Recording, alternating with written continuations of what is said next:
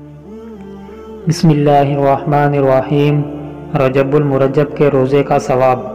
صحابی رسول صلی اللہ علیہ وسلم سیدنا انس بن مالک رضی اللہ تعالیٰ عنہ سے روایت ہے کہ حضور نبی اکرم صلی اللہ علیہ وآلہ وسلم نے ارشاد فرمایا، جنت میں ایک نہر ہے جسے رجب کہا جاتا ہے، جو دودھ سے زیادہ سفید اور شہد سے زیادہ میٹھی ہے۔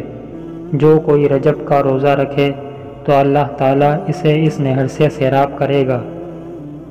سیدنا ابو قلابہ رضی اللہ تعالیٰ عنہ فرماتے ہیں، رجب کے روزہ داروں کے لیے جنت میں ایک محل ہے۔ حضرت انس بن مالک رضی اللہ تعالیٰ عنہ سے مروی ہے، حضور نبی اکرم صلی اللہ علیہ وآلہ وسلم نے فرمایا، 27 رجب کو مجھے نبوت عطا ہوئی۔ جو اس دن کا روزہ رکھے اور افطار کے وقت دعا کرے تو یہ اس کے لیے 10 برس کے گناہوں کا کفارہ ہوگا۔